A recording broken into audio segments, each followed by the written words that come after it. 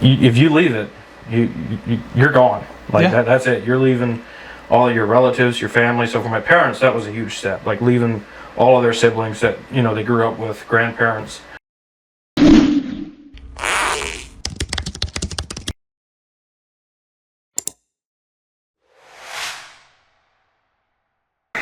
Hey everybody, welcome back to an episode of The Why. I am your host, Dylan Mullins.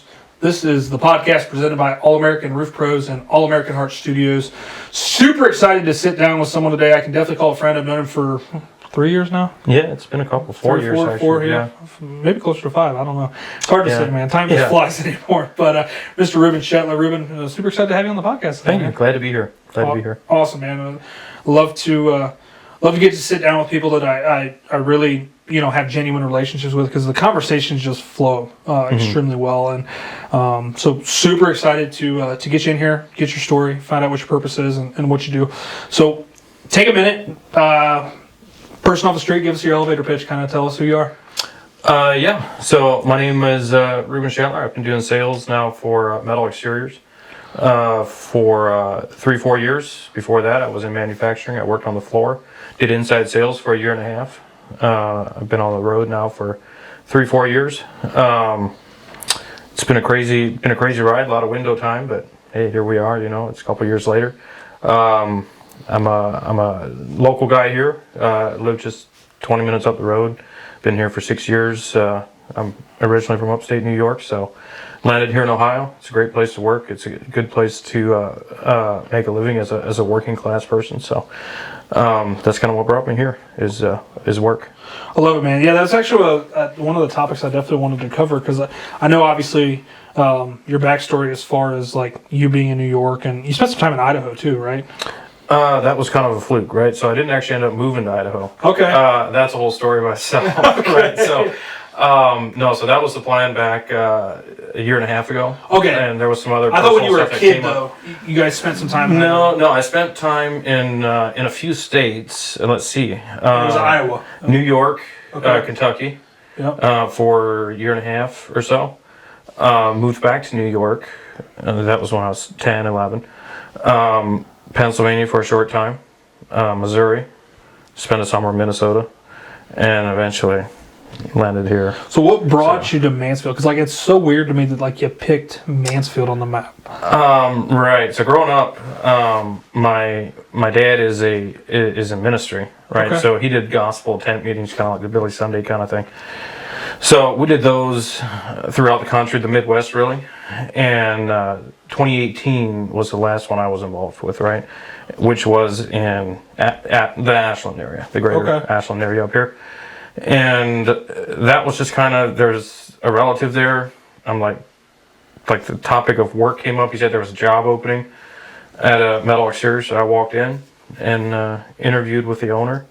He offered me the job, and history. Yeah, is kind of weird how it played out, but. Yeah, I mean, there's no such thing as coincidences. That's kind of what I've come to learn in my 30 short years here on Earth, and it's funny that things work out that way. I mean, and now. Hell, your entire family pretty much works there. I think that you're probably the highest highest numbers on the payroll. Yeah, no, it is. Yeah, there's across both companies there would be 5 of us, 5 brothers working there now. So yeah, it's we got somebody in almost every department, I think. So it's interesting. Yeah, the only one to be more would be the Zimmermans, right? So.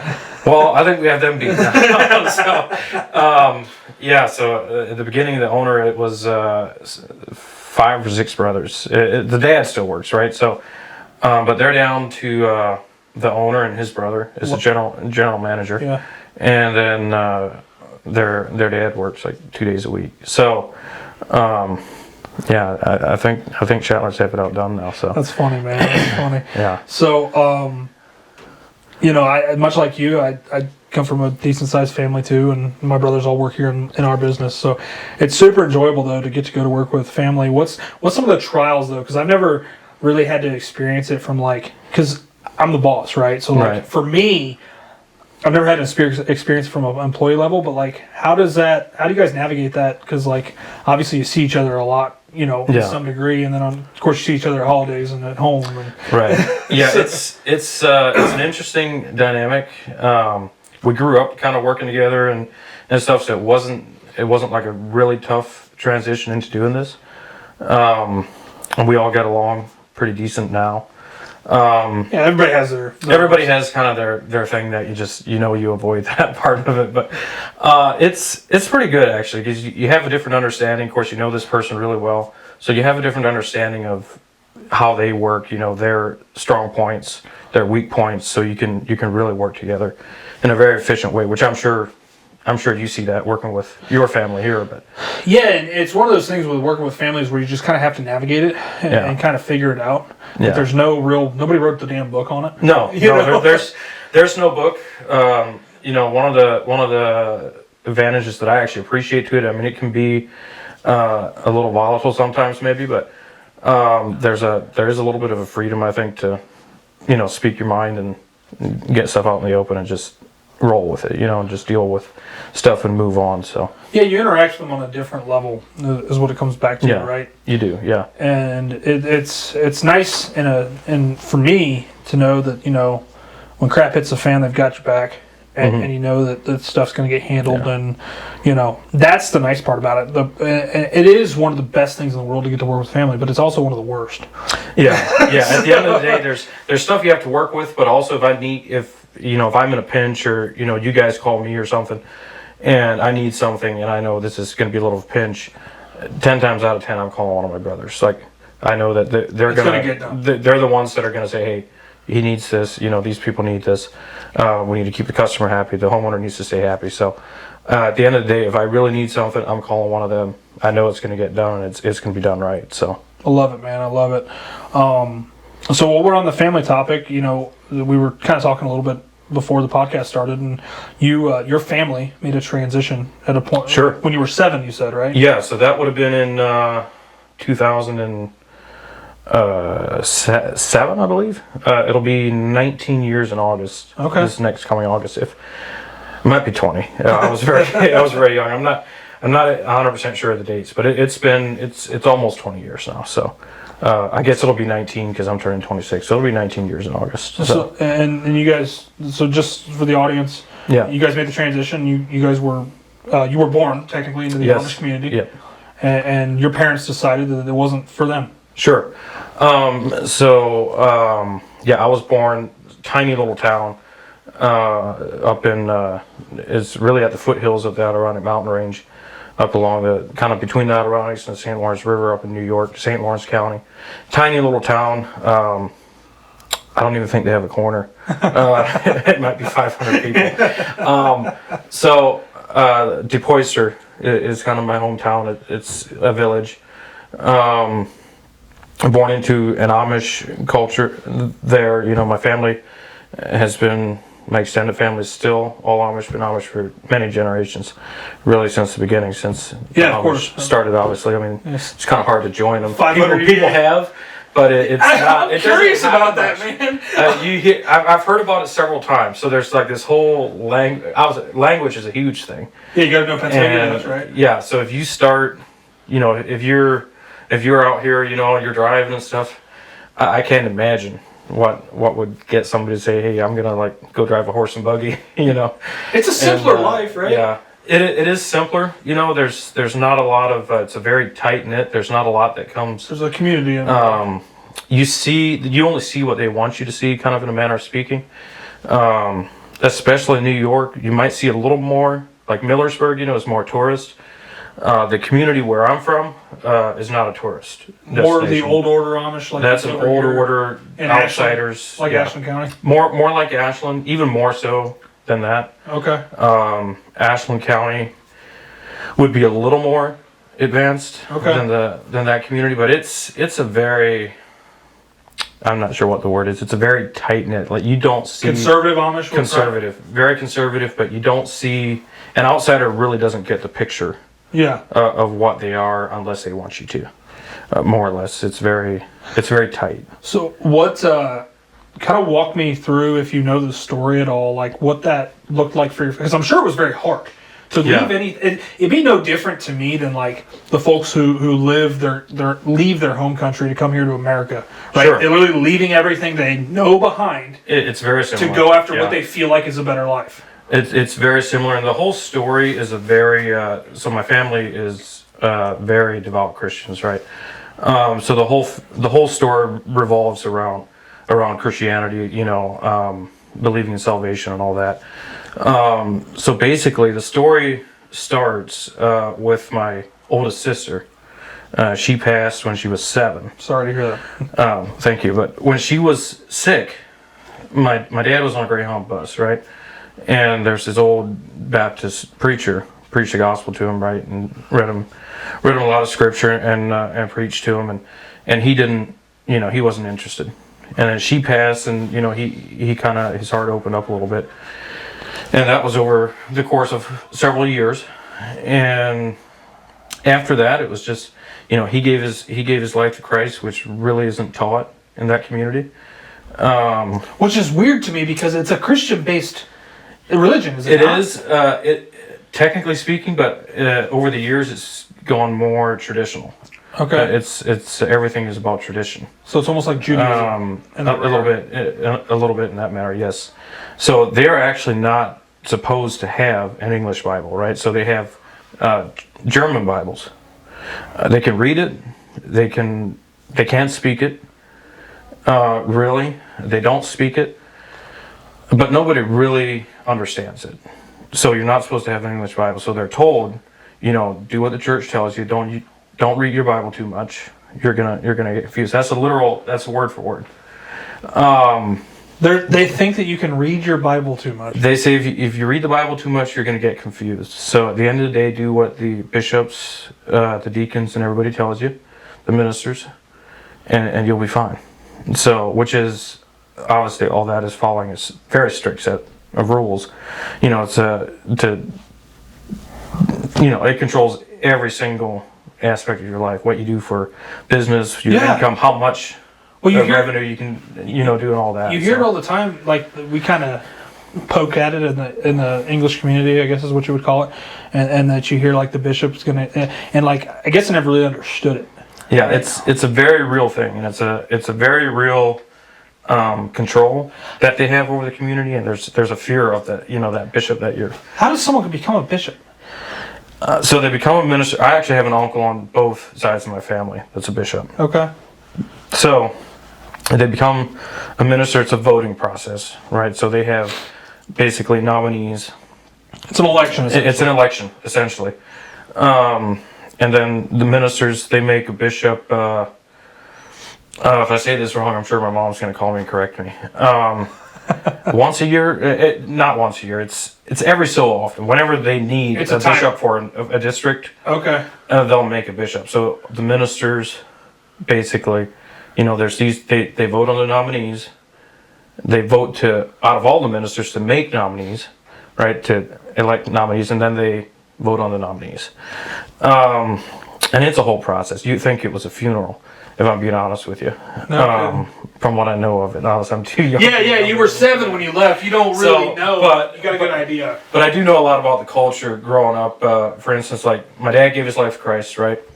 And then it went a ways, right? So my mom followed a while after. They got baptized in a river.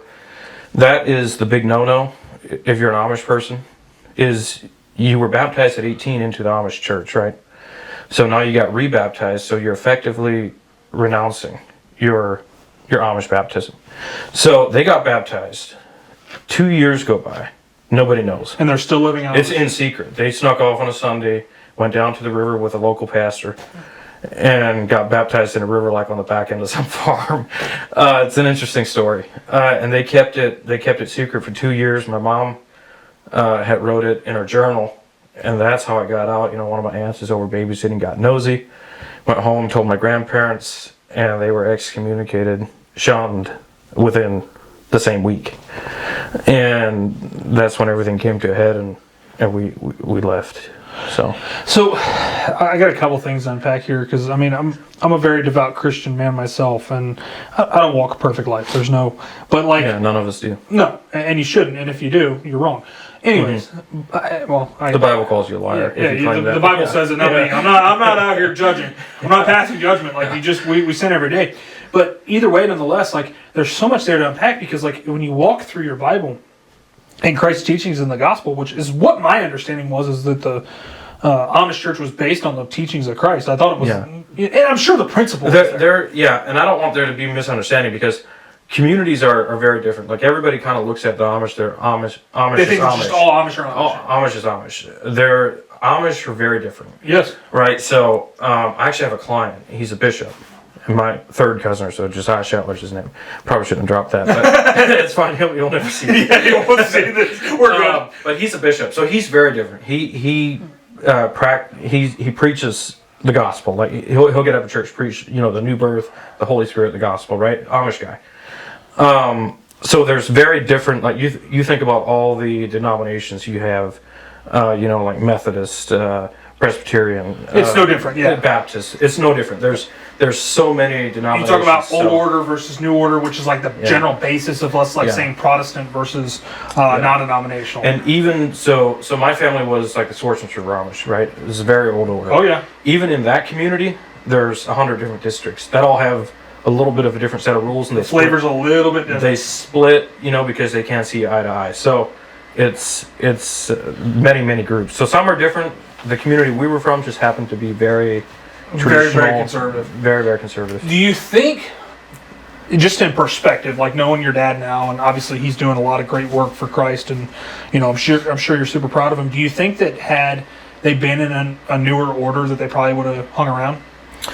It's possible. Like the one I was referring to earlier, that's down here, downstate, or Coshocton County. Yep.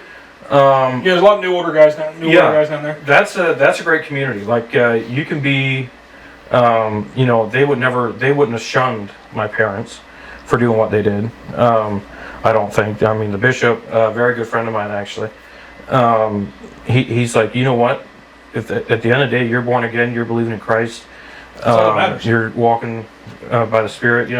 That's all he cares about. Like if you want to drive cars. There's nothing wrong with that. Like you're not going to go to hell because you're driving a car or anything like that. If that's what's right for you, because my grandpa used to say that. But it's the most wild sentiment in the world. Yeah. When you really think about it. Yeah. So it is. Show me in Christ's teachings where he said, "Hey, if you drive a car," they didn't know what cars were, but there was nothing that said like if you use what's coming out of technology, it's wild how it all. I can understand wanting to live a simpler life. Like obviously we have plenty of people just in the general American populace that want to be homesteaders and do that, and I don't want my kid to be on an iPad. I want her to go out and enjoy the outdoors and learn all that. Yeah. So I get that, but like also at the same time, like just completely disregarding this stuff that makes your life easier is just wild. Well, you'd be surprised. Like if you get into a community like this, the one down here in Coshocton, the benefits that you have living in a community like that are actually they offset, right, to the modern luxuries. They have electricity, running water, all this. They drive a horse and buggy, but the sense of community that you get that you don't really get that in the America's culture. No, you don't get that anymore. No, absolutely not. They still have that sense of community and working together. The work ethics there. It's a simpler life. They still have the modern luxuries other than transportation. That's a very appealing lifestyle. They grew up in that. That's their tradition. Very hard for them to leave that. No, and honestly, like I think that if more churches inside the Amish communities would adapt that way, right, they'd probably see a heck of a lot less people leaving. They would, yeah. Even the community like where we're from, there's not a ton of people leaving that, just because it is such a, you leave it, you're not coming back. Yeah. Like my aunts and uncles, there's 2 of them that I've seen in the last 12 years, and there's a total of like 26 of them. Oh yeah, between both sides. Yeah. Yeah, because Amish families they just keep going, but so if you leave it. You're gone. That's it. You're leaving all of your relatives, your family. So for my parents, that was a huge step. Like leaving all of their siblings that they grew up with, grandparents, aunts, uncles, and that was a huge undertaking. So obviously, there's not a lot of people that were gonna leave. In fact, we were the first, I believe, from that community to ever leave. No kidding.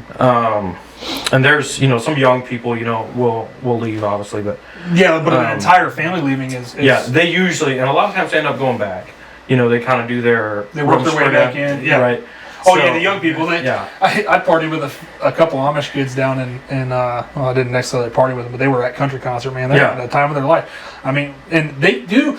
Some communities do better with that than others, I think, where they allow them to go get that freedom, that taste of freedom, and just see what it's like. You know, we had a couple kids that worked for us on cruise, and they were able to drive up until the time that they were to be baptized into the church, which is it's funny. Like when you really start like thinking about it, you're like, but I see where the community was like, you know what? Let's let them go do their thing because kids are young and wild and do what they're going to do, and then, you know, if they see it's fit to come back here, that's fine. But if they don't, that's fine too. And I don't think they necessarily want their kids to not come back to the church because that's their way of life. But I think that really puts a good.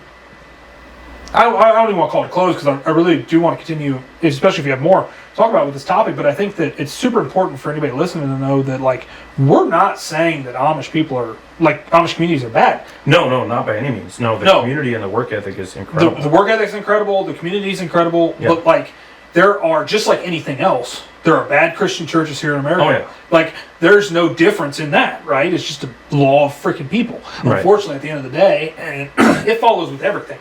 It doesn't matter what you're doing.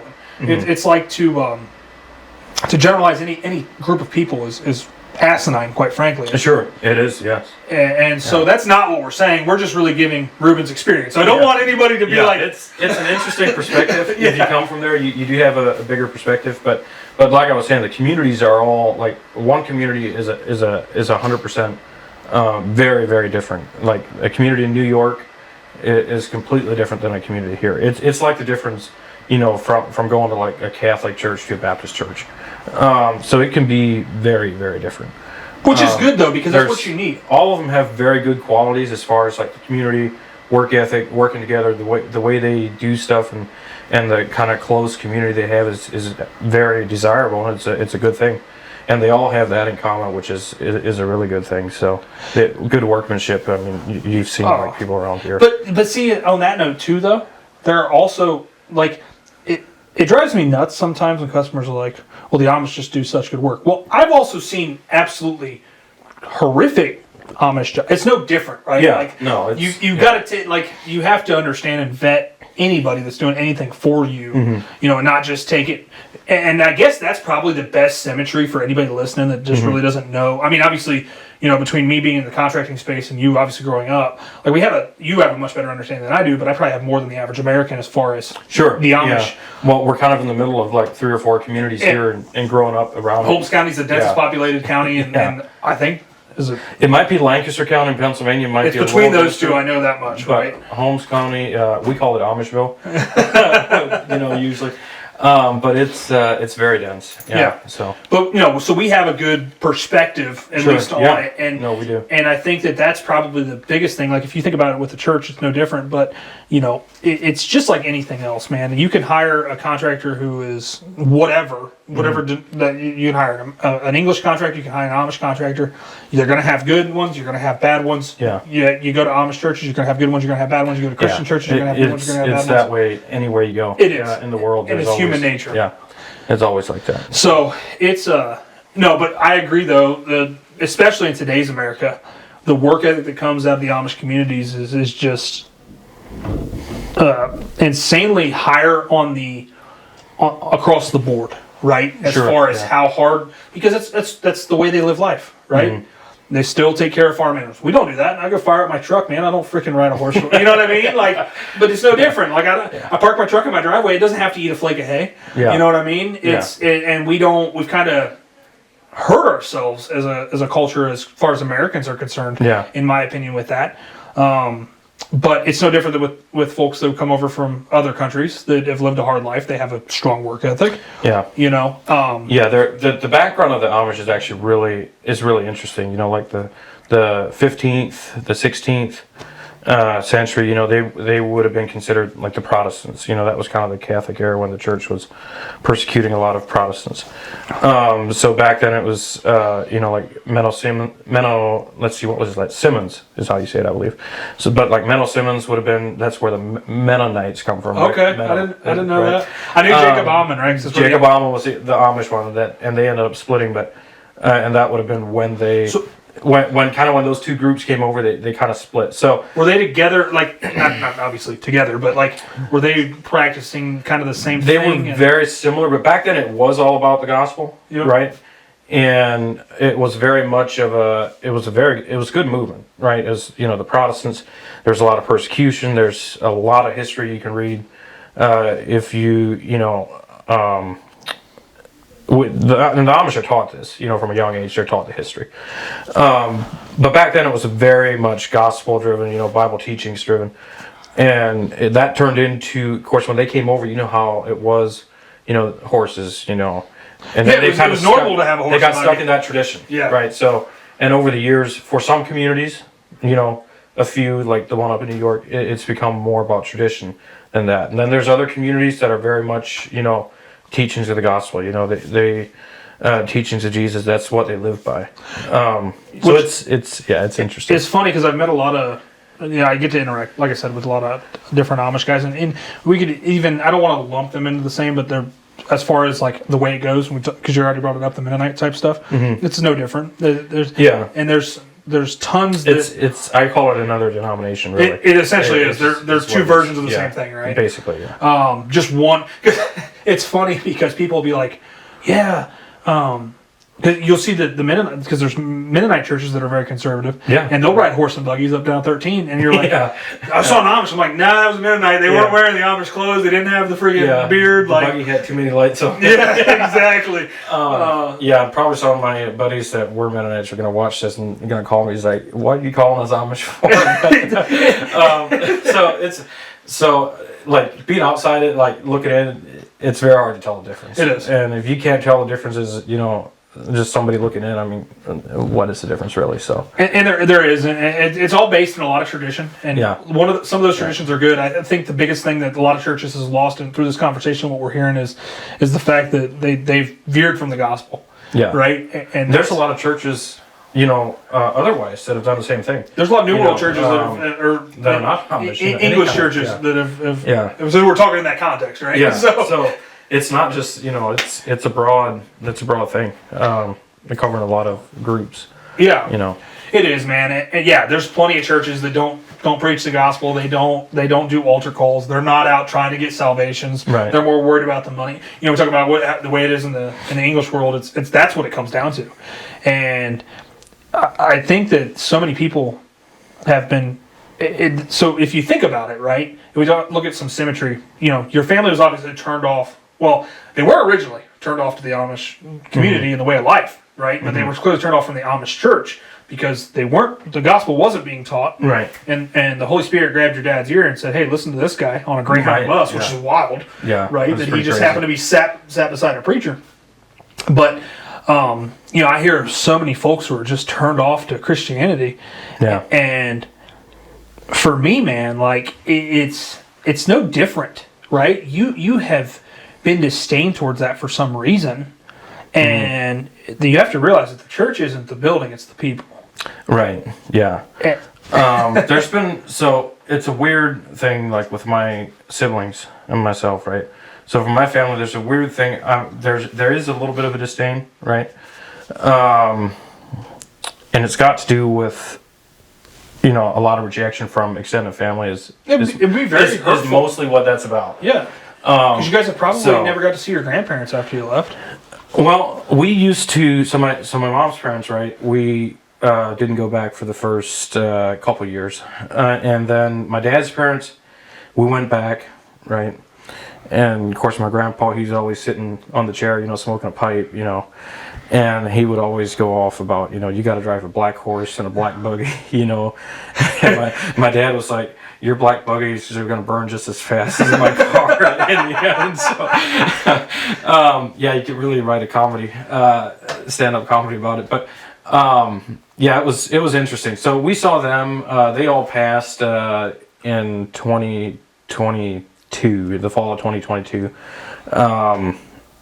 That's in upstate New York. So it had been about 10 years maybe since I'd seen them. I did see a couple of my uncles this year. One of them's a minister, super nice guys. First time I've seen them in 7 or 8. So the way I understand it, though, since you and your siblings were never baptized into the church, you guys would technically not be shunned. Technically, we're not supposed to be shunned.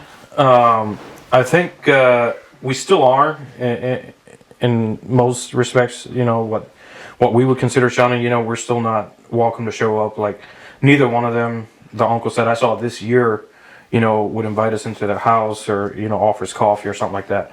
I think that comes from, we're not supposed to be. Technically, you know, the kids are the victims, right, of circumstance.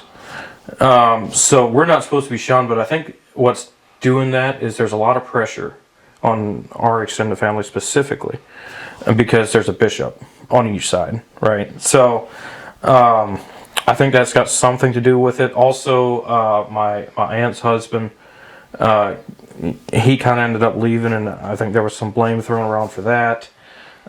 There's a couple families that my parents went back and witnessed to, and you know, and actually baptized them with a 5-gallon bucket. No kidding. That's funny. And they left. So I think there was some, you know, there's some blame going on there, I think. And then the bishops, that doesn't help because they'll look the other way until you pass them and then turn around and look at you as soon as they think you're not looking.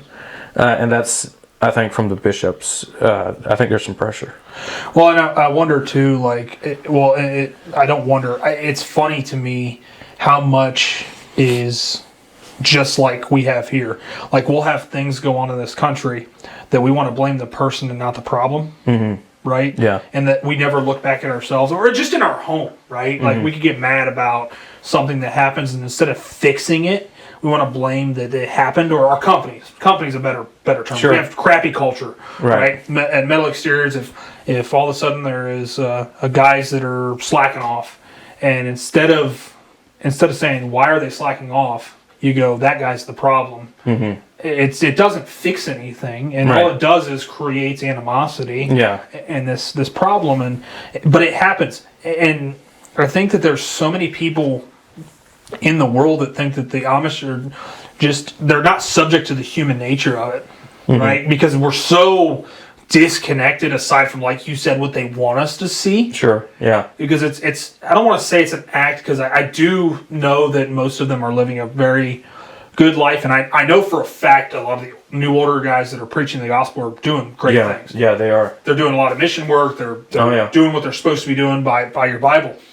But it's funny because like we just kind of think that they're in this little bubble and they're just kind of protected from all this other crap that we've all went through. But guess what? It's been happening since the beginning of time. Yeah. And they're human just like we are. Yeah. And so it's just kind of funny to get all that perspective, man. And I really do appreciate you for sharing because I know for me it's like you don't know until you know.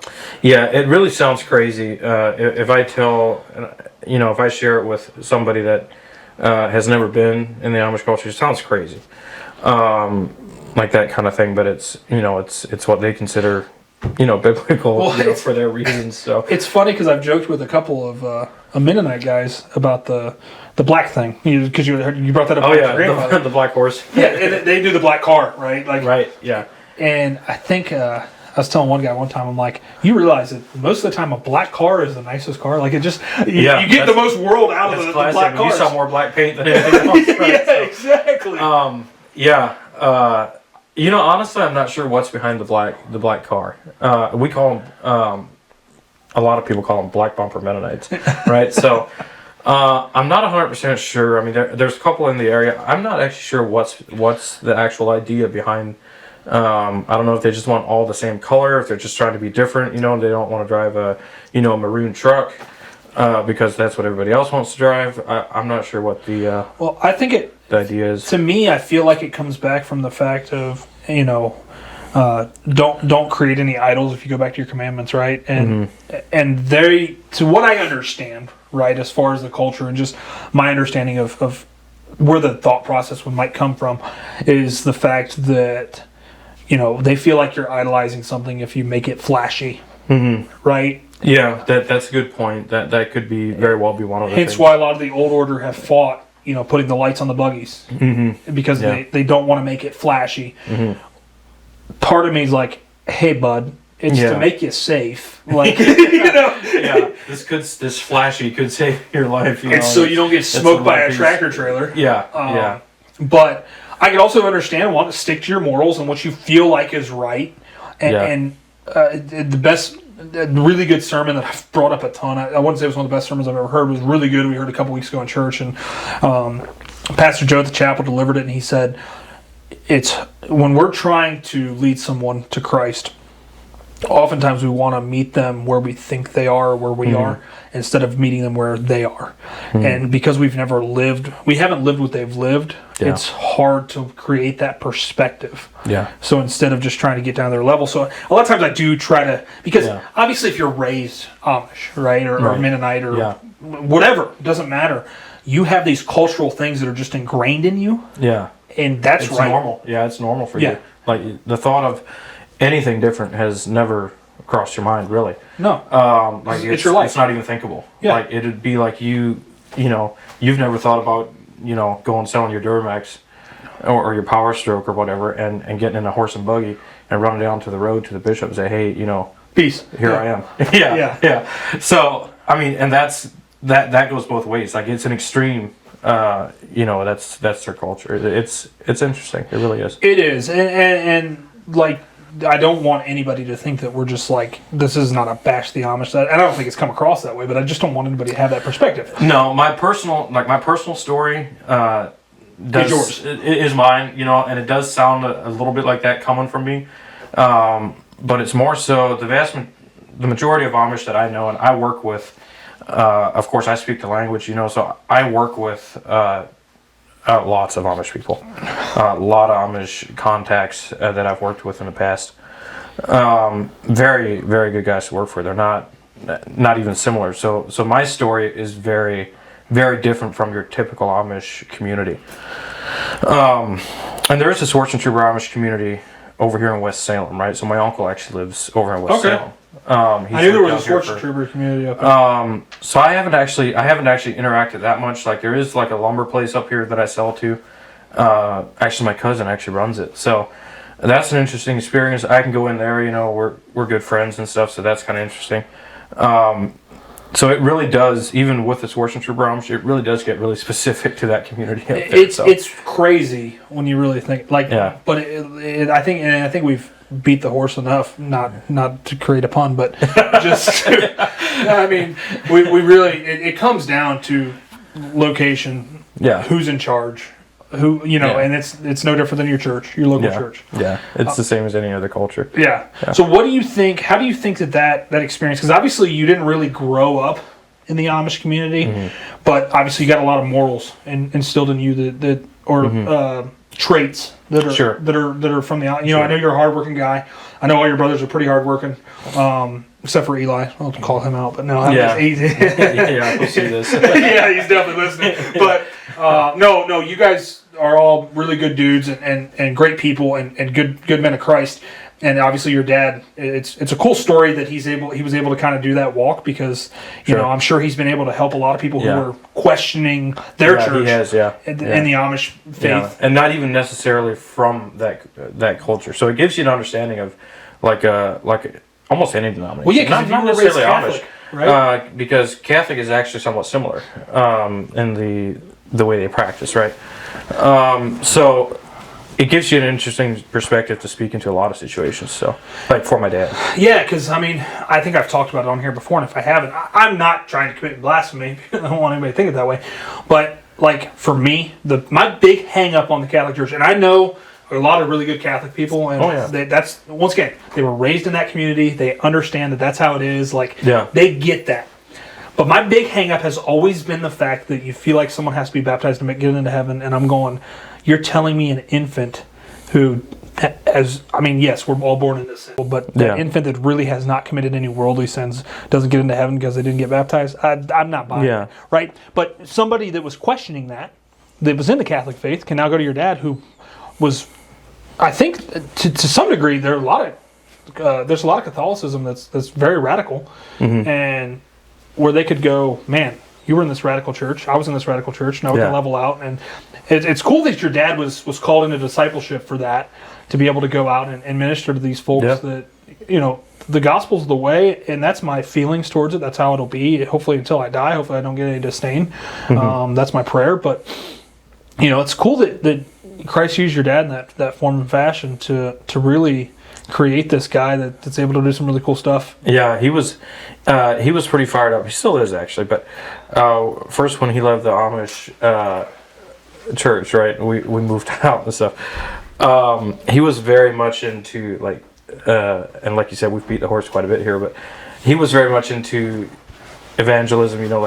We'd get out on the street, right? He'd get up on a milk crate, And I remember being like, he was trying to be mini Billy Graham, man. This is gonna sound nuts in today's world and all the street stuff that goes on. We would go downtown in Watertown, New York, right? It's a lot bigger than Mansfield. Not quite as big as Columbus, but pretty big town. Not a great town. For the majority of it, we'd go down there. I'm an 8-year-old kid. We'd have signs. We're running people down on the street, like trying to give them a gospel tract. That was kind of my life for the first 3-4 years that we left. That made you a hell of a salesman. I don't know.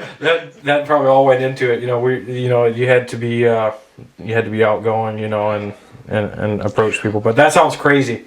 Nowadays, having an 8-year-old kid go up to somebody on the streets and try to give them, a piece of gospel literature. So it does, but it doesn't, right? Because who's more approachable than a kid? Yeah, right, if I got approached by a kid, I'd probably take it from him. And for me, it's never been my cup of tea. Yeah. As far as how I like to deliver the gospel, I heard this morning a great quote that I think it was actually Dan Gilbert that said it, but he said, "Money follows; it doesn't lead." Mm-hmm. And it was crazy to me because I put that into perspective of my walk. Yeah. And I'm like, I never want to come in and lead with Christ. I want you to follow me because I follow Christ. Right. Yeah, and that's kind of like my perspective there. And that dynamic has changed so much. To be effective, I don't think that'd be very effective, unless you're like Charlie Kirk or something. But right. So standing on the street corner, everything's going so digital, right? So everybody's in their phone when they're walking. They have a 30-second attention span. It's kind of the amount of time you have. So everything's digital. You see a lot of it. And even my dad does this online, shorts. TikToks, Instagram, YouTube, all of that stuff, because you have about 30 seconds to get an hour, a 45-minute sermon condensed and get the message out there. And that's really where it's at, I think, nowadays, because the dynamic has shifted so much in the last 10 years, even so. And it has, man, and that's probably what's the most challenging in trying to directly spread the gospel, right? Yeah, you can't hold somebody's attention anymore to do on a street corner for an hour. If you think about it, and this is, I guess, I don't know your dad, so maybe I'm stepping, but he kind of went from one extreme to the other, right? He went from I'm just not going to talk to anybody about the God. He probably didn't really know the gospel by the way it sounds. No, he wouldn't have. And he learned it, and he grabbed a hold of that thing, and he just ran with it. Yeah. So he went from being Amish to preaching on a street corner to making a digital content now. So that's cool. That's cool. It's pretty cool. But it's good stuff, man, and that's what it really comes back to. We're all doing it. Kingdom's work is hopefully what we think we're doing at the end of the day. Yeah. All this stuff is great, and that's really, I think, what everybody truly wants to be fulfilled. Yeah. Yeah, I think so. So on that line, when we were talking pre-show, you were talking about, for you, charity and give back is huge. Kind of tell me about some of the experiences you've had in being involved with, different charities or even just monetary donations, what you've seen an impact happen. Because I think that a lot of people think that charities just kind of. I think there are a ton. Let me rephrase that. I think there are a ton of people that do give to charity and they think that the great work's happening. But I think there are some people that have a disdain because they feel like that their money's not being spent. You hear these horror stories about different organizations that spend 99% of their money on crap. Sure. Yeah. And then 1% goes back to the actual cause. So just kind of give me, and maybe feel free to plug a couple local places people can get involved with. Yeah. So I think that especially a local community thing, I think is very important. So for me, this is Crossroads Church, right? and it's just down the street here, and they have a downtown city center, for the homeless. And then and I think so often people look at charity and they say, well, you don't have time to, or you don't have the money, especially with inflation where it is, you don't have the means to give to charity. Time is charity as well, volunteering, and there's, Mansfield, there's 100 different places you can do that.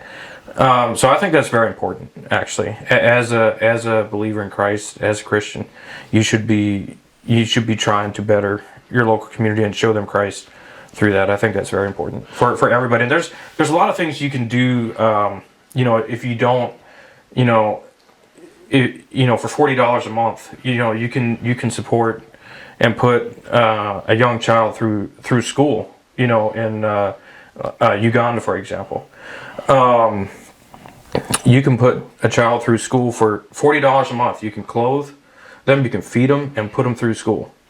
I walked it last year. And I've been doing that for a while now, and you get letters and you get to interact and stuff, and then a lot of people end up going and visiting their, the kids they sponsor. So there's a lot you can do on that side of it, and it doesn't require a $10,000 tax write-off charity. Everybody kind of, I feel like there's a lot of people have kind of a disdain a little bit because of that, but $40 a month, you can help a kid in a huge way. That's real impact, versus giving to a cause that, are they doing 1%, right?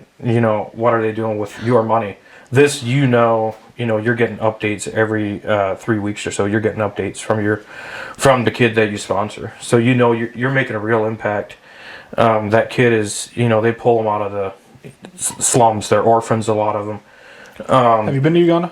I have not. No. That's where I was last year. That's where my mission was. Yeah. Yeah, and like you talk about the lowest of low. Like I've spent a lot of time vacationing in the Caribbean and been down there, and there are some, like, that is third world, right? But you can almost put Africa on fourth world status. Yeah. In my opinion. Yeah. It's crazy to me, the level of poverty that happens in those countries. I'm not saying that there aren't successful people that are there and things like that, but you look at, so I'll tell the story of how my wife and I got involved with the charity that we did, or I guess sponsorship.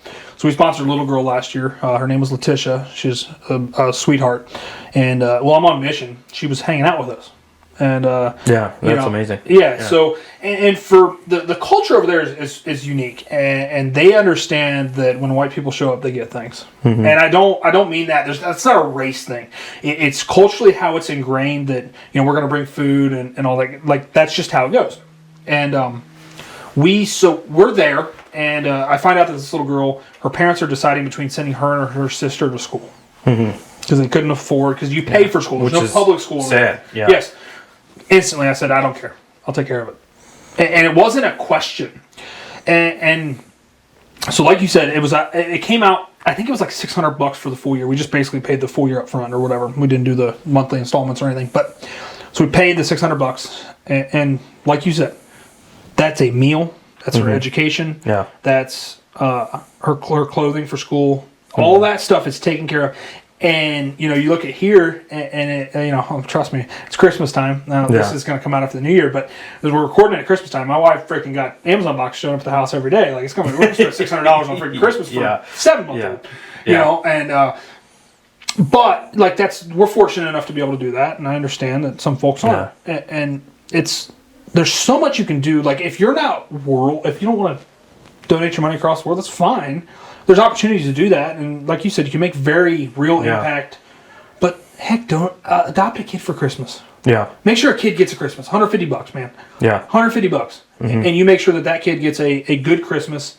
And it's crazy the impact that you can actually have. But there's like you said, there's local places that you can work with.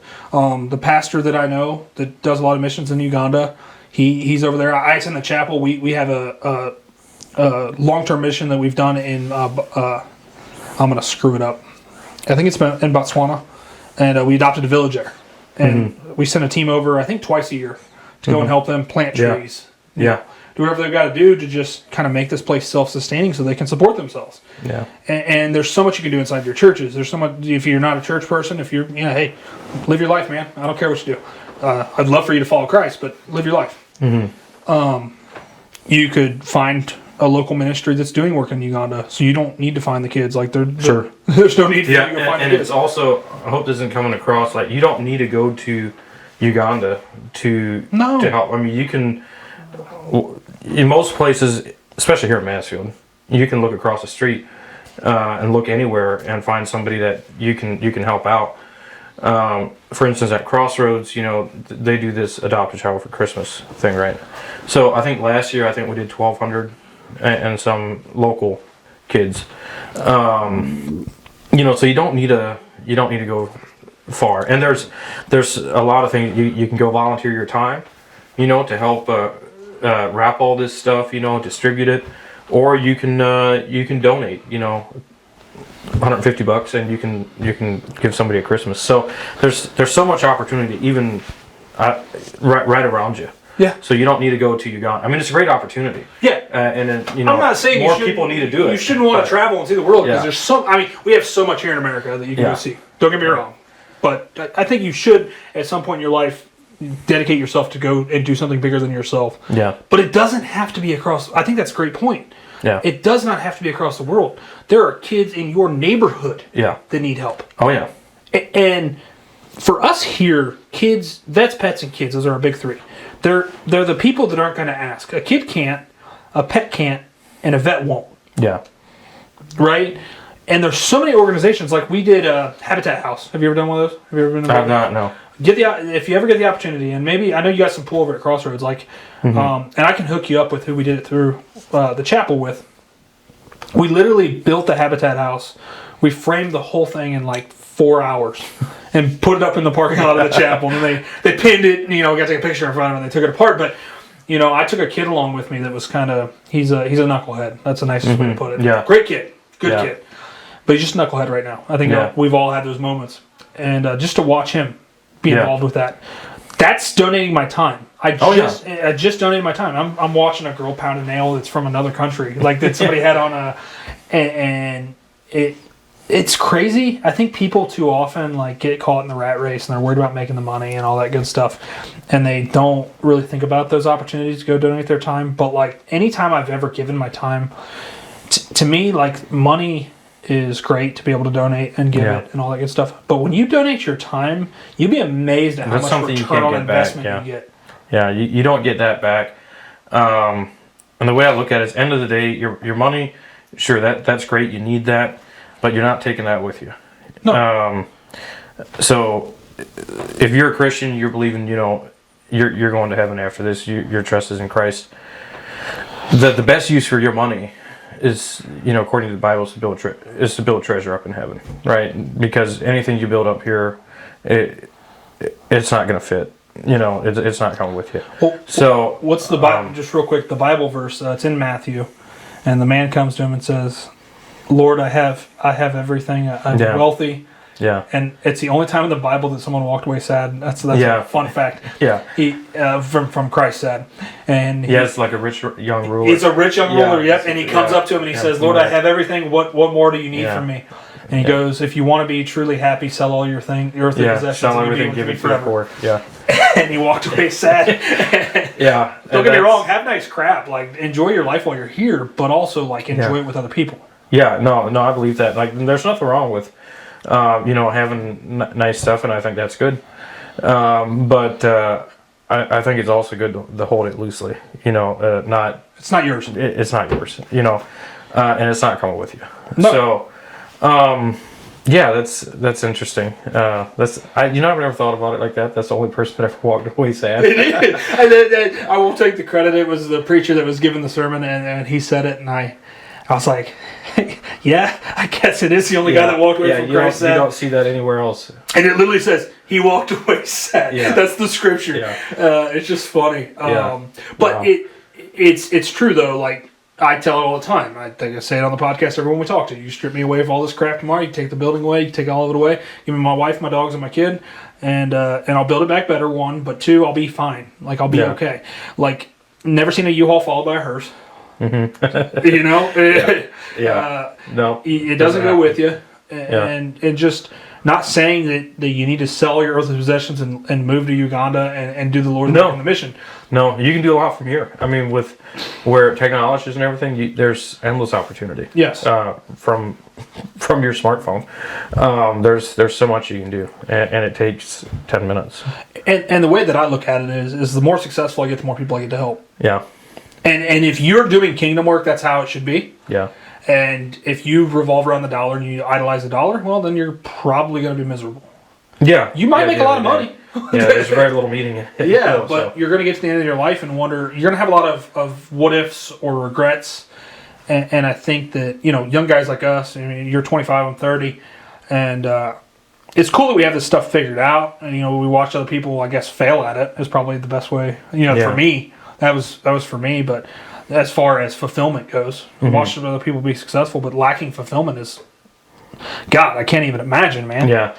I've often joked about when I get to the end of my life, right, 80 years old, whatever, I'm kicking the bucket.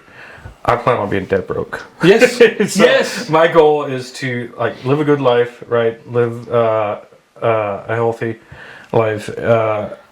But when I'm getting ready to go, I want to be dead broke. My wife and I joke about that all the time. We're going to tell our daughter the entire time they grow up, yes, you get to enjoy mommy daddy money when you're living under mommy daddy roof. But guess what? Daddy's spending it all. I will. Yeah.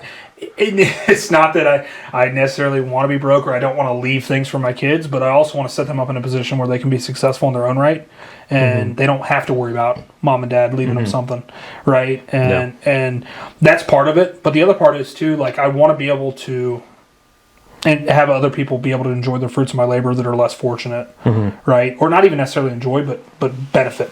Right. Sure. Yeah. Right. And I think that too many people, older folks, have that perspective of I've got to hold on to this, and they don't. And then eventually they get to a point. I think you can watch this trend happen, but I think a lot of older folks get to a point where they go, "Oh crap, I have more money than time," and they compensate in one of two ways. They either try to build these worldly possessions to the point where no one can rival it, or they really turn their heart into a give back type scenario. And I'm not saying one's right or wrong. That's how they feel. Yeah. But yeah, I mean, at the end of the day, I mean, you really got to figure out what do you want your legacy to be. Is it going to be about, hey, this guy was, worth $1 trillion, $1 billion, and he had this empire, and nobody can do what he did, business wise. In 100 years, nobody cares. No, nobody remembers. You barely. Do you know who the richest person was 100 years ago? No. Yeah, John D. Rockefeller. All right. Well, you do. But nobody cares. Actually, might have been Vanderbilt. It was one of those two. Anyway. But no one cares. In 100 years, nobody cares. It's irrelevant. The question is what kind of legacy? As far as what you're talking about, you want people to benefit. That's the kind of stuff that people are going to remember you for. They're not going to remember you for, he drove that car, he owned that $20 million property or real estate. Could you tell me? That's at the end of the day, That's a good point. Could you tell me the car that Ray Kroc drove when he died? Not a clue. But I do know that something that's attached to his name that they do very vividly, and that's the Kroc Centers. Right, and they're making real impact in local communities, and that's, to me, I am not saying Ray Kroc was the greatest guy in the world. I think there's things that he did weren't necessarily okay, but I think his wife was probably a saint in her own right, and she's the big reason why those happened. But that's, to me, more impactful in the world. There's an old saying that says the first generation makes it, the second generation keeps it, and the third generation loses it. But that correlates with money. It doesn't correlate with work ethic. That kind of goes with that saying that strong people make good times. Yep. Good times make weak people. Weak people make bad times. And bad times make strong people. And sometimes I wonder where we're at in that cycle. But I know where we're at. Yeah, I have a good idea. I think we're in the weak times. Yeah, give it about 15 years. I think that we're going to be in. Yeah. It's fun. Then we're going to be making strong people. So. Yeah. My our kids will be that strong. Yeah. That strong generation. But it's funny because like there are strong individuals still in those weak times, and I really do believe we're in a point in just history in general where the world's at. Those 80-year cycles happen. Yeah. And you can't negate it. Big time. You just got to ask where you are and be real. Yeah. We're not on the great end of it. So No. Unfortunate, but for our kids and stuff, they'll do better. Yeah, and those weak times, like when you think about that in perspective, we're in those weak times, and I'm like looking for like how do I make the world a little better place for my daughter, for my future kids, for whoever. That's what I'm working towards now. I know you don't have kids yet, man, but there's nothing better in the world. And I heard it on a podcast the other day. A guy said, for the guys that don't have kids, that choose to get to the end of their life and they've never had a child, that's fine, and they probably lived a good life. But when you create this human or adopt, that's a perfectly good alternative. Yeah, it's a good thing. Yeah. When you create something, or when you have a hand in something, that would be the better way to put it, right? You're creating something that's genuinely your legacy, and man, I don't know how the hell guys are deadbeats. I really don't, man.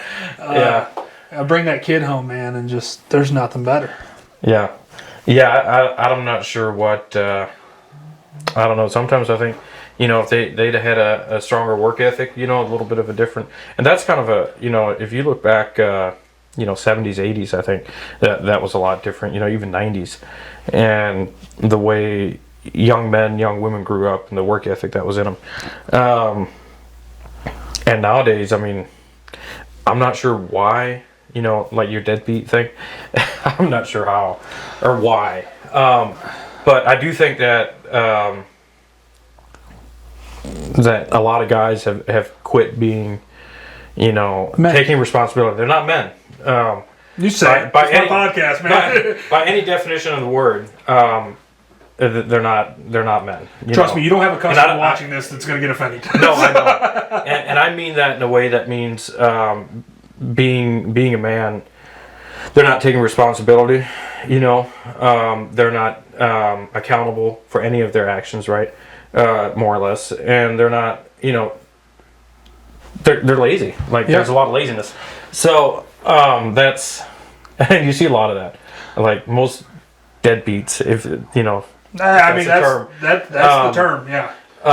You look at them and you can see a pretty good pattern, but it's we could be in trouble. I'd hate to depend on that generation. But. Though it's no different than the conversation we've kind of been having. It's kind of been the crux of our conversation. I do think it's a very small percent of the population. I think that it's just over exemplified. Well, you hear a lot more about it because it is blown up. You don't hear about all the good. My 7-month-old daughter's not out in the corner telling people about how great of a dad I am, right? And my wife just expects that's the way that it's supposed to be, and I don't expect her to hold me any less of a standard. But I do think that most of the world are good parents, and I honestly think that there are some traits within our generation that are better parents than our parents were, and that being like, don't get me wrong, I'm going to go to work, I'm going to put in the work, I'm going to bust my ass to make sure my kids have a good life. Absolutely, yeah. But, a big but there, I'm also not going to sacrifice the moments, right? I'm going to make sure that I'm there, that I'm present, that I'm able to be with my kid when I am. I still work long hours. It's just the nature of the beast. It's a season that we're in. Maybe there'll be a time when I get to slow down a little bit. I don't know. I probably won't. No. Well, you should be working hard. I mean, I think that's God's design is for you to work hard and provide for your family. So. Yeah. But I think the laziness thing I struggle with a little bit because, we have folks inside the office from all different generations. I've got boomers, I've got Gen Zs, I've got Gen Xs, I'm a Gen X. No, millennials, I'm a millennial. You're on the edge you're an Xer, aren't you? Yeah. Yeah, 25, yeah. But like when you look at the different generations, the bigger issue to me is that I don't think necessarily people are lazier. I think that there's a good portion of the population that doesn't. They're lazier in the I'm like off.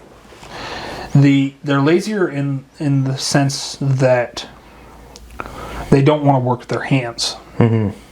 but they're smarter to me in the way that they want to use technology.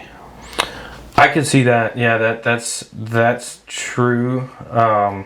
The thing I see about like the laziness is nobody wants to, seems like, to put in, like, working with their hands, like put in the legwork. Yes. You know, everybody wants a cushy job. Everybody wants, some kind of cushy. I want to work from home. I want to make my own hours. And it is moving more that way, but still, once you run out of the millennials that are doing the hard labor jobs, I'm talking like my oil, mining, all this like construction, construction, and all kinds of infrastructure, even the manufacturing side, auto manufacture.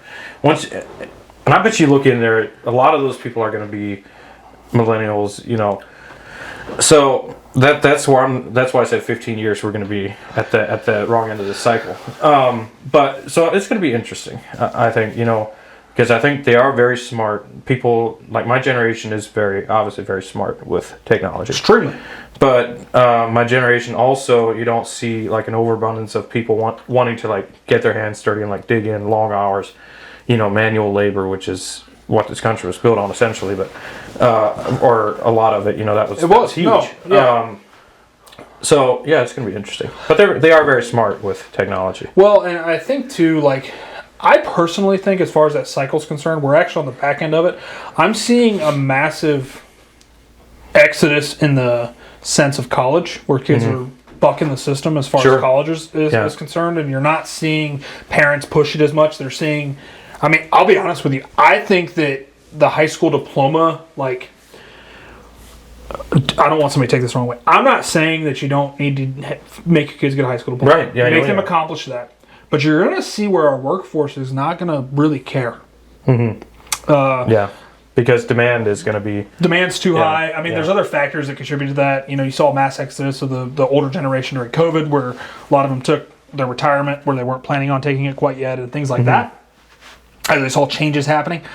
But I do think that you're seeing an influx into the trades. I think there are a lot of great people working on that. The problem is it's probably behind about 10 years before we really see it ramp back up.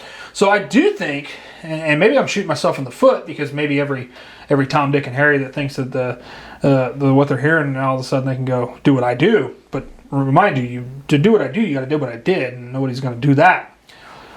You're gonna see an increase in the cost of your manual labor things. 100%. You're going to see tradesmen start to demand a very high salary or a very high income. Well, because they're going to be able to, because 20 years ago that was like everybody did that, right? The high paying jobs were what everybody is doing now. White collar. So it's going to flip essentially. So and that's the bigger conversation piece there. So, but no, I think you're right, especially with young men and women.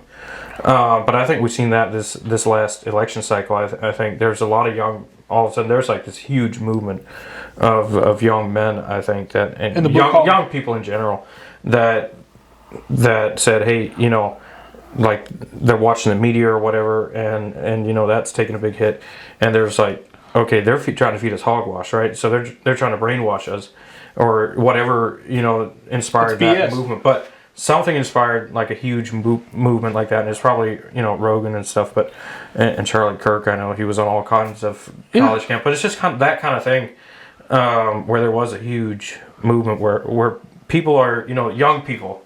Young people want authentic, and those guys, they want something authentic, which is.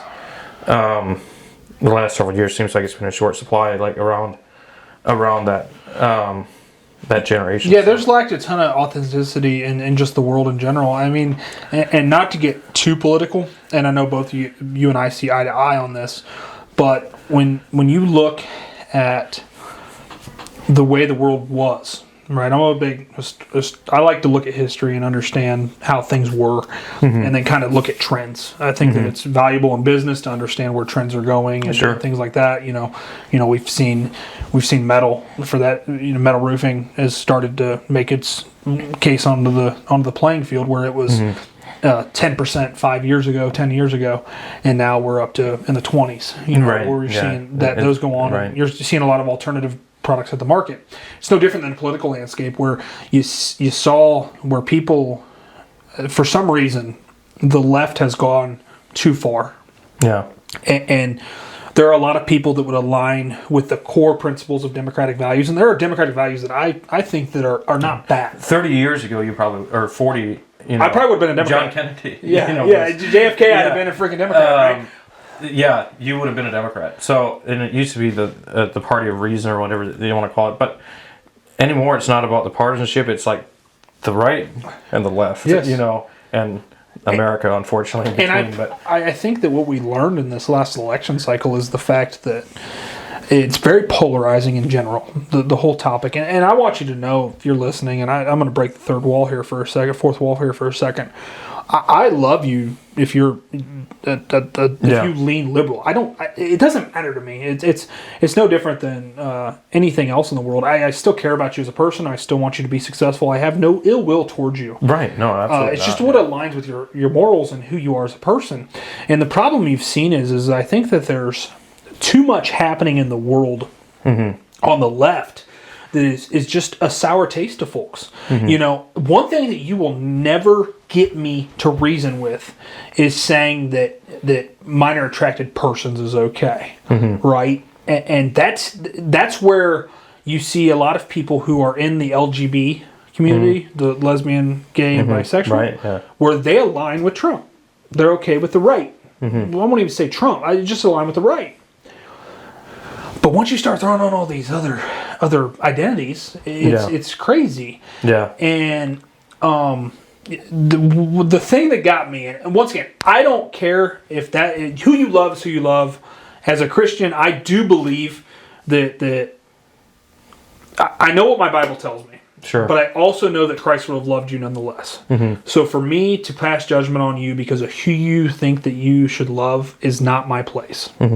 So I'm going to love you just the same. As long as you're cool to me, we'll be cool. I'm good. Like we can be friends. That's not a problem to me. I have no ill will towards those people. But when you start to throw, you know, the minor attracted persons to me is the far left, and this has to be okay. And I know there's not a lot of people on the Democratic aisle that are saying that's okay. But the problem is they're lumped into that thing. There's a lot of people that went, no, and they're going to vote. They've kind of, and I don't think really any of the Democratic, like the actual party leaders, the people. I don't think they actually would. It's just all of a sudden that far left kind of they identified with. They got caught in a snowball, right? So there's and the snowball rolled down the hill too far. There's a little bit of an identity crisis there, I think, but that's obviously that's a touchy subject. But, it is. But you know, at the end of the day, the beauty of this country is, and that's where I worry a little bit. Like you just said it, is that you have to be okay with this. The beauty of the country is you don't have to. No, like, you don't. I believe what I believe. Like for me, I think that's like you said, I'm gonna love you all the same. Christ loves you, but I believe it's wrong, right? Speaking for myself, so that's my right to believe that. But you know what? Under in this country, you have the right to believe what you want to believe, and I have the right not to agree with you. Yes. So that's the beauty of the country. So when that stuff came out, it's like you have to be okay with this. That's contradictory. It contradicts everything. So and just my church explained it the best for me. When my wife and I went in for our membership meeting, they said, "Hey, if you align with that, if you're if you're a lesbian, if you're gay, whatever you identify, I hate the damn buzzword identify, but whatever you feel like is right in your heart. That's a better way to put it, right? They said, you know what? That's okay. We still love you. You just can't get married here. I'm like, yeah, hey, that's me. Yeah. Right there, man. Like, yeah. I just... You can still come to church. We still want you to hear the gospel. We still want you to follow Christ. Like, there's nothing wrong with that. And quite frankly, as far as I'm concerned, there's too many damn kids in this country that need a home as far as the adoption system is concerned. So if two people really do love each other and they want to get married and they just happen to be two females, but they want to adopt a kid, that helps to solve a problem because now that kid at least gets to be in a home and gets to experience that. So for me, once again, that's where I kind of align with and I think that the Republican Party has kind of embraced that, right? That they're just like, hey, we're not going to take away the right to get married. Quite frankly, man, hey, you want to get married for the taxes? By all means. I hate taxes just as much as the next guy, right? Yeah. So, it's, and that was a good explanation for me. And I think as the church is concerned, you know the most startling fact I've ever heard? Do you know how many kids are in the foster care system? Not a number, but did you know that there's the exact same amount of churches in America as there are kids in the adoption system in America today? That's crazy. So if every single church had one family that stepped up and said, I'm the guy. Yeah. And there's a lot of churches have 400 families. Yes. You know. But problem solved. Yeah. And if 4 of those stand up, now you just took 4 churches. You picked it up for the 3 others, right? Yeah, no, that's a big problem. So that's what I'm saying. For me, I would much rather see those kids be in a stable home where 2 people do love each other and they just happen to not see the way that I do, right? I'm cool with that. Yeah, I think for myself, I think I probably tend to take a stronger stance on it. And that's okay. Yeah, it is. But once again, like you said, it's America. If somebody wants to, and God gave everybody free will. Exactly. He's not going to force you to do anything. And he's going to love you. I'm not saying, I'm not here to judge, what your future looks like, but that's God's position, that's not between mine. him and you. And you have a free will, and that's, in this country, that's your right. Now, I personally, I take a pretty strong stance on it, right? Just because, I read my Bible, in the way I understand it. So, and that's the problem with the Bible in a degree. It's not a problem, but it's like this, where it's open for interpretation a little bit. It is. The one thing that, like my big thing is like everybody quotes the scripture, marriage between man and woman, right? And I don't want to get this too touchy here. It's all good, man. My thing is like, I'm sure you're familiar with Sodom and Gomorrah. The big thing going on there, and God rained, fire and brimstone, Sodom and Gomorrah. The one of the things was gay marriage, and like I said, I don't want to get too far into this subject. Everybody has a free will. So. I think this is a good conversation. I really do. I want to challenge you a little bit, though. Sodom and Gomorrah is in the Old Testament, right? Sure. Okay. So, by that standard, and once again, this is not me, this is me just honestly challenging you a little bit. Mm-hmm. By that standard, someone that gets a divorce should go to hell. I think there's forgiveness. But do you get what I'm saying? I know what you're saying. By that standard, now, in Matthew, we were talking to Matthew earlier, 6... I believe it is. Jesus kind of clears, the marriage and divorce thing up, but it is still like there was a huge flip flop in some stuff like between the New Testament, Old Testament, like as far as divorce goes. Yes. So that's a whole subject in itself. We could spend 3 hours. Oh no, yeah, absolutely. We can talk. We can talk that all day. But I don't think if you're a born again Christian, right, and you get a divorce, you're not going to go to hell. I don't believe that. I think there's, if you did things, I think there's forgiveness. I think that Christ is always ready to receive you and walk with you and stuff in whatever situation you're in. So, well, I genuinely believe that, and that's where I go back constantly to the one thing to me in the Bible. The most important verse in the Bible to me is John 3:16. Mm-hmm. That whoever believes in him shall never perish. Yeah. And if we remember, in the last seconds of Christ's life, he's hanging beside 2 murderers. Yeah. And one's laughing at him, and the other one says, believe in this man. And he looks at him and says, you'll see me in paradise. I was actually going to bring that up when you brought up the baptism. But you get what I mean? Like, it doesn't... Yeah. And that's exactly my... So, to me, I think our job here as Christians, and to maybe put a bow on this a little bit, because it was a little bit of a polarizing conversation, and to me though it's not our place. And if we're striving to be Christ-like, which we should as Christ followers, it's just to love.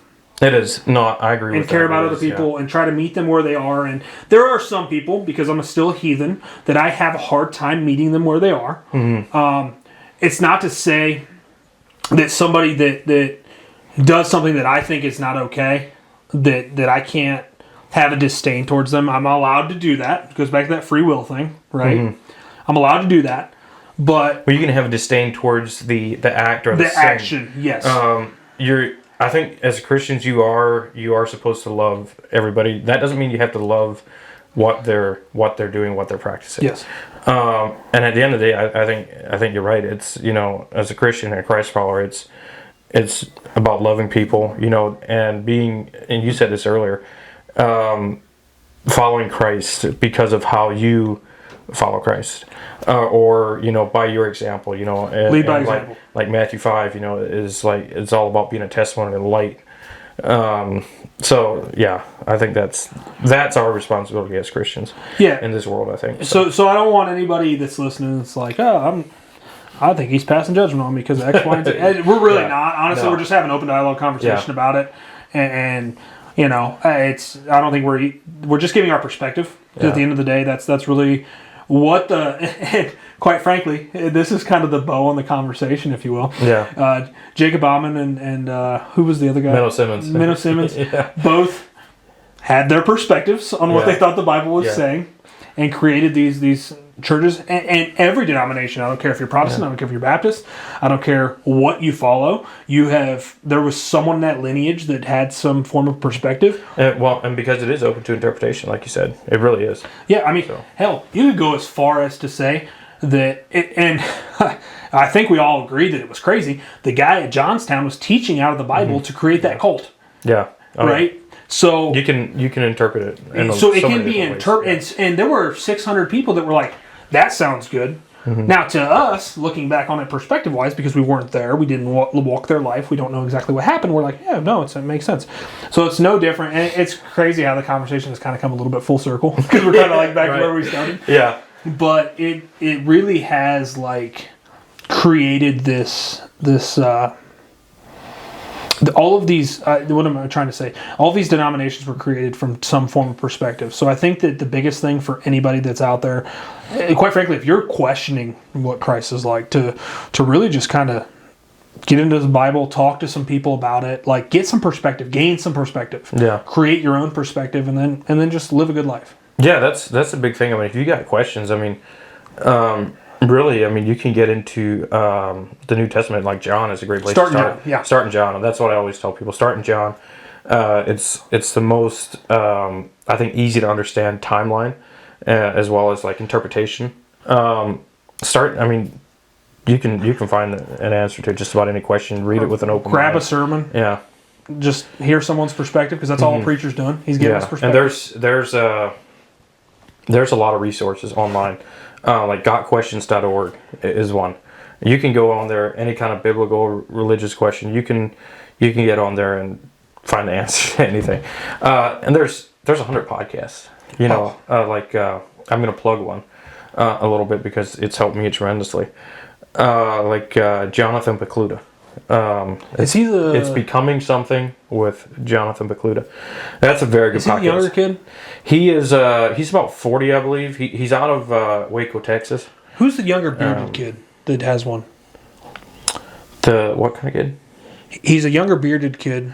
You know who I'm talking about? I'm not sure I do. He's a popular influencer, but he is a devout Christ follower, and he shares his testimony constantly. It's really good. Yeah. But it's good for the younger generation because once again, that's what this one is all about. So it's like for my generation, it's for becoming something. It's young adults. Jonathan Pecluda. We'll throw it in the show notes. Pecluda. That's a great. I mean, he's got a podcast out for just about every subject you could dream up. And it's and they sit down. It's straight up scripture. That's a great place to get some questions answered as well. Yeah, man, and that's the biggest thing is like we've all kind of formed what we see and how we create this identity within Christ from our own backgrounds, from who we are, and we get led astray from time to time, and we maybe feel the wrong thing, and at the end of the day, it's a walk, not a run. It's not a race. You're not trying to catch up with anybody. Yeah, no, it is.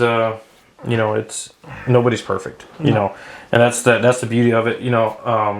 He's gonna leave the 99. To come after the one. So nobody's perfect. It's just take it one day at a time.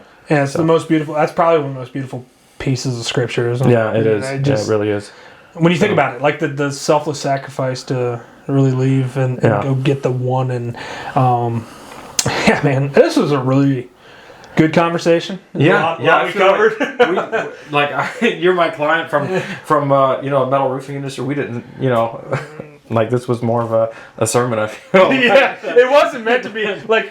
I don't want people to tune in for this as their first episode and be like, every one of his podcasts has to be about Christ. It is not, I promise. Yeah. But. No, it's not. No, and it really is about the industry and where it's going. Like your industry, I know you have other industries in here and the futures of that. I know people are, especially in the roofing industry, everybody's worried about where everything's going. So, but it's great to, get some of this stuff in there and just, get some perspective on some stuff. So, well, and I think biggest thing, man, is that I think one of the biggest takeaways that someone could take from this today is we interact with people on a day-to-day basis that we level out with more than we think we do, right? Oh yeah, and yeah, you and I poke fun at each other. I probably poke more fun at you than you do. I almost feel like your big brother sometimes, but you're kind of like an almost not. We got the hair. Right yeah, the red hair, red beard. I had a mullet not that long ago, but we do have daily interactions with folks that we have more in common than we think we do, and I think to kind of I keep saying put a bow on the thing, but there's so many little bows that we're kind of putting in here. But if you're seeking that sense of community, that the Amish folks have, because they do have a very strong community. They do, yeah. And if you're seeking that, man, just freaking start talking to the people you talk to every day. You don't got to go move across the country and find someone. No, you really don't. I mean, most of the time it's something right local. I mean, if you're in no matter what kind of town, really, you can walk into a local church, local gym even. I used to work out down here at Planet Fitness all the time. Guess what? I worked out there for 2 years. There was 20 of us guys in there. I couldn't get a workout anymore, so I ended up leaving. I've been there for 2 hours. We're just talking. Everybody go get dinner. We go down to one of the guys every couple weeks and just play a game of just kickball, like 10-year-old kids, and down in Lexington down here. And so there's 100 different ways you can get involved. It's not something you have to grow up with, or anything like that. You can the gym, church, work. The biggest thing is get out of your damn house. Yeah, get out of the house, get off of the video game, and go out and talk to people. Awesome, man. This is a great conversation. Yeah. It really was, man, and I appreciate you being on. I think that the work that you guys are doing, I know the leadership team over there at Metal Exteriors. We've been with you guys really since your smaller days, if you will. Yeah, you've been with us for a while, yeah. And we've watched you guys grow. We've grown together, and it's been a lot of fun. And we know that you guys are doing a lot of great community work like we do here. And I know, much like us, you guys aren't out seeking recognition to do it. You're just doing it. No. And it's good stuff. And I honestly, as I kind of put I'll just say it again. As I put a bow on this thing, man, it's this is a good conversation. Yeah. We covered a lot, and if you know somebody, well, your list goes on, right? Yeah. If you know somebody's got questions about, the Amish community or different cultural backgrounds, that's in here, man. If you know somebody that's maybe a little bit disdain towards the church and as far as Christianity goes, that's in here. If you really just know somebody that needs to have a conversation or listen to a conversation, that just gives them some enlightenment. I guess what my ask is that you share this thing out to them so we can help to spread the word and make this thing, the podcast that it was. And, we don't do this for any accolades. There's no sponsors involved.